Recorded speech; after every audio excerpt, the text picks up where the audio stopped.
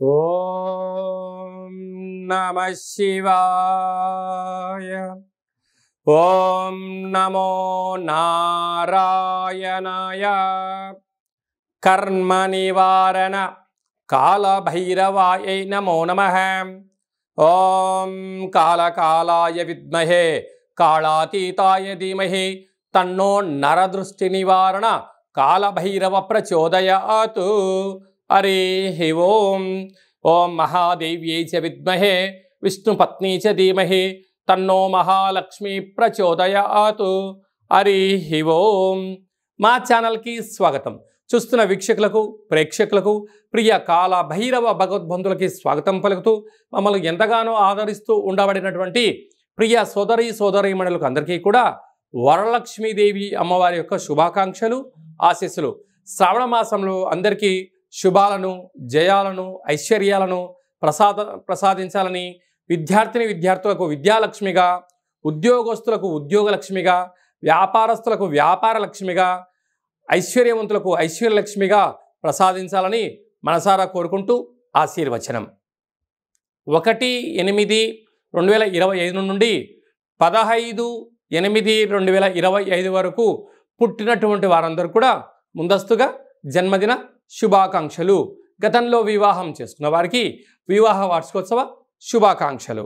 ద్వాదశ రాశుల్లో గ్రహ గమనాల్ని ఓసారి వీక్షింపచేద్దాం.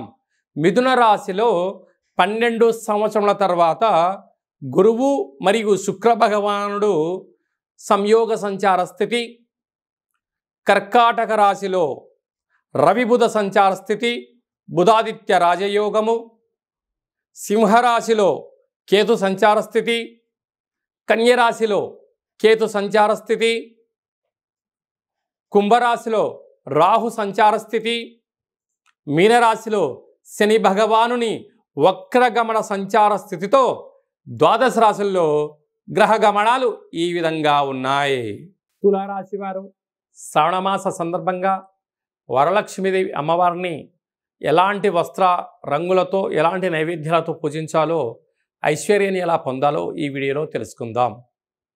తులారాశిలో ఈ నక్షత్రాలు అనగా చిత్తా నక్షత్రంలోని 3వ పాదం, 4వ పాదం, స్వాతి నక్షత్రంలోని 4 పాదాలు, విశాఖ నక్షత్రంలోని 1, 2, 3 పాదములు కలిపితే తులారాశి. రాశాధిపతి శుక్ర భగవానుడు. వీరికి సంతాన స్థానంలో రాహు సంచార స్థితి ఉండడం వలన తల్లిదండ్రుల మాట పిల్లలు, పిల్లల మాట తల్లిదండ్రులు, సకుటుంబ సపరివార సమేతంగా అందరూ కూడా ఒక మాట పైన ఉండగలిగినట్లయితే రుణ రోగ శత్రువులు తగ్గిపోతారని చెప్పి కూడా గమనించాలి. 6వ స్థానంలో శని భగవానుడు జలరాశిలో ఉండడం వలన జలభయం, అగ్నిభయం, మృత్యుభయం, అపమృత్యుభయం అప్పుడప్పుడు కనపడుతూ ఉంటుంది. ఇలాంటి కాల సమయంలో సౌమ్యము, ఓపిక, పట్టుదల. ఎవరితోనైనా ఏదైనా పని చేసేటప్పుడు అది పని అవుతుందా కాదా అని మీ మనసును అడగండి. పని అవుతుంది, మీరు మీ మనసు చెప్పింది వెళ్ళండి. లేదు, కొంతకాలం వెయిట్ చేయండి. దీనివల్ల ఏమవుతుందంటే పెద్ద పెద్ద గండాలు, పెద్ద పెద్ద ఇబ్బందులను సునాయాసంగా మీకు మీరే తప్పించుకునే ప్రయత్నం అవుతుందని చెప్పి కూడా గమనించాలి. అలాగే భాగ్యస్థానంలో 12 సంవత్సరాల తర్వాత శుక్ర భగవానుడు గురుతో కలిసి సంచారం చేయడం వలన వివాహ ప్రయత్నం కలిసి రావడం, నూతనంగా వివాహమైన దంపతులు భార్యకు భర్త, భర్తకు భార్య బహుమతులు ఇచ్చి పుచ్చుకోవడము, ఆ దంపతుల యొక్క బంధము బలోపేతమవుతుంది. స్థిరాస్తులు, చిరాస్తులు, గృహాలు యోగదాయకం అని చెప్పి కూడా గమనించాలి. అలాగనే రాజ్యస్థానంలో బుధాదిత్య రాజయోగం. ప్రమోషను, వ్యాపారాలు, పెట్టుబడులు యోగదాయకం. ప్రభుత్వ అధికారులతో ఇప్పుడు మీరు సఖ్యతగా మెలగగలిగినట్లయితే గతంలో మీకు రావాల్సిన ధనం రావడం, రుణ సమస్యలు తగ్గిపోవడం, ఆలోచనతో మీరు ముందుకు వెళ్ళగలిగినట్లయితే అధికారుల యొక్క అండదండలు మీ సొంతం కాబోతాయి. అలాగనే ఏకాదశంలో కేతు సంచార స్థితి ఉండడం వలన పూర్తిగా స్వయం కృషి, పట్టుదల, మీరు యొక్క పనులలో నిబద్ధత కలిగి ఉండడం, ఆపై భగవంతుడి యొక్క ఆశీస్సులో ఉండగలిగినట్లయితే ఐశ్వర్యము మీ సొంతం కాబోతుంది. వ్యయంలో కుజుడు ఉన్నాడు, అనవసరమైన ఖర్చులు పొంచి ఉన్నాయి. తస్మాత్ జాగ్రత్త. మీ యొక్క జన్మ నక్షత్రం రోజున అష్టమి పూర్ణిమ తిథి యందున దూరావాయు జల ప్రయాణాలు చేయవద్దు.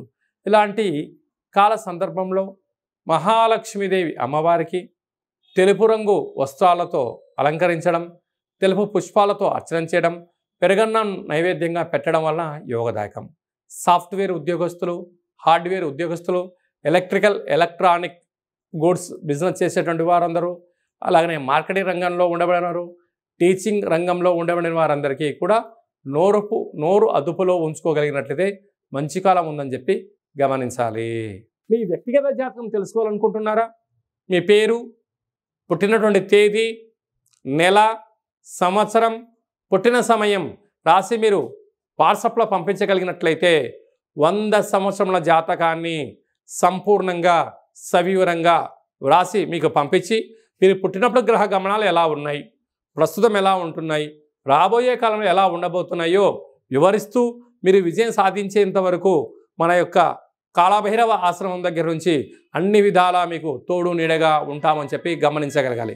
అదే కాకుండా కూడా చాలామందికి పుట్టినటువంటి కాల సమయంలో డేటా బర్తులు లేనటువంటి వారికి మీ పేరు యొక్క మొదటి అక్షరాన్ని అనుసరిస్తూ, రాశిని అనుసరిస్తూ, గవళ ద్వారా అనగా రమణ శాస్త్రం ద్వారా భూత భవిష్యత్ వర్తమానాన్ని తెలియజేయడం జరుగుతుంది. కనుక జాతకాన్ని తెలుసుకుందాం, జీవితంలో ఉండబడిన అడ్డంకులను తొలగించుకుందాం, ఐశ్వర్యాన్ని ఆనందాన్ని పొందుదామని చెప్పి గమనించాలి.